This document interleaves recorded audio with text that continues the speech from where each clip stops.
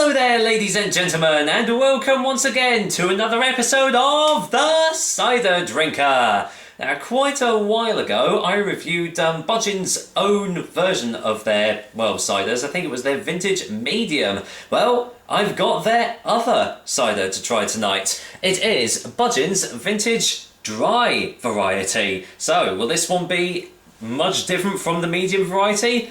Well, we're going to find out shortly, aren't we? Until then, as usual, let's get the lowdown on Budgens' Vintage Dry. Budgens' Vintage Dry cider is available in these 500ml glass bottles, which I do believe is the only way you can buy it as well. The alcohol percentage is 7.3% ABV, which is pretty standard for a vintage, and as I've already said, apparently it's dry in taste. It was quite a while since I bought this cider, but I believe I bought it for £1.50, which, well, isn't bad for a vintage cider, but does it match the taste? Now, I really should have looked at my previous review of the medium to get a little bit more info on this, but I'm pretty sure this one is a little bit stronger than the medium. 7.3% is a pretty standard strength for a vintage. Anywhere from 7% upwards is the norm for vintages, really. So yeah, pretty average affair here. A refreshingly light vintage cider, oak matured for a smooth tasting, easy drinking flavour. On the back it says, made in Herefordshire by Weston's Cider. Established in 1880 using the finest cider apples, this unique blend is matured in old oak vats to create a refreshing, non-pasteurised, chilled, filtered cider. So this is going to be interesting as to how it compares to Weston's own vintage. As you know, Weston's vintage is definitely a lot stronger, coming in at 8.2%. rather than 7.3. So, well, I'm not going to make any comparisons between the two because they are completely different drinks. With that said, let's go and get this top off and just see what I make of it.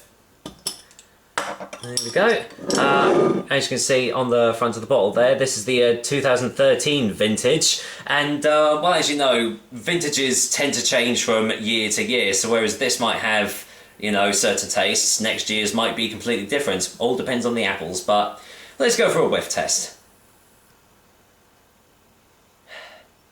Smells slightly sweeter on the nose than expected. Slight hint of the sulfites as well. In fact, they're becoming more and more prevalent on the neck of the bottle as well, actually. Slight hint of the oakiness as well, just trying to push its way past the sulfites, but tastes kind of substandard at the moment, so I'm hoping that it's just in the neck of the bottle, and hopefully the glass will bring out more of the flavours. I'm sure we'll find out once I get this bad boy poured into the glass. Oh, some of it just went on the floor. That's sacrilege. That's like when you're a kid, when you've just bought an ice cream and you've just dropped it on the floor. It's like the ultimate sacrifice, really. Anyway, let's go for the colour test. And, well, hardly any carbonation at all, really. A little bit on the top there, as you can see, but nice, slightly darker golden colour here, almost like amber coloured, really. But as you can see, completely clear as well, as most of these sorts of vintages and stuff are. But no, looking all right in the glass. So, any more smells? It's all just smelling a bit standard at the moment. It's it's got a little bit of oakiness, a little bit of dryness, but it's mostly sweetness, really. Yeah, it doesn't really smell strong either. Like Weston's vintage, you can smell that it's 8.2%, but this one just smells, as I've already said, pretty ordinary, really, so I'm hoping it's all in the taste. Cheers, guys! Here's to Budgens' Vintage Dry.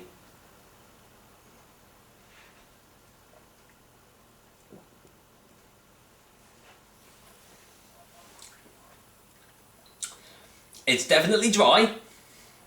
Right off the bat, you got that the massive dry hit right on the tip of your tongue, even after not even after the first sip had gone down the throat. Let's get a second opinion.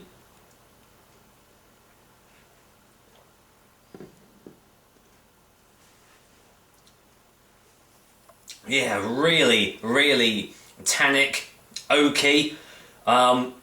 It's coating my throat, actually. Obviously, it is all in the taste rather than the smells here, because the smells were giving none of this away. That's actually quite nice. That's very nice, actually.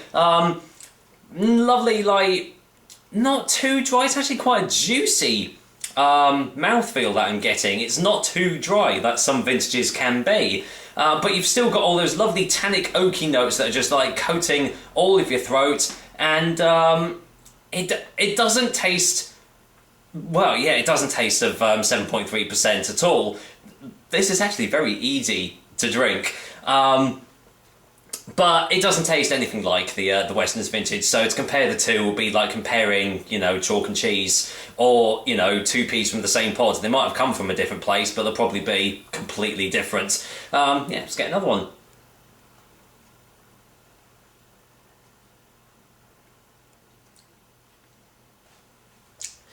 Underneath all is a little bit of bitterness, bit of sweetness. Just at the top, just at the back of the throat, just as it's going down, which kind of stops it from becoming almost too dry and kind of hard to drink. Because I know some dry ciders can be kind of hard going sometimes. But the way that I see it, this is a very good gateway vintage cider to try, because if you just go from your typical like medium dry 4-5% ciders and then head straight to the Weston's vintage, you're probably not gonna know what's gonna hit you, or you know, you might have just been hit by a bus or something. So even though it is 7.3%, this is a very good introductory vintage cider because it's got all those vintage flavours, but without blowing your head off in the process. I mean, obviously you've still got to be careful with it because it is 7.3%. But no, this is actually a really, really nice drink, especially with a shop's own branded cider. They've done a very good job here. Mind you, it is made by Weston's anyway, so let's go in for a final taste before the final verdict, shall we?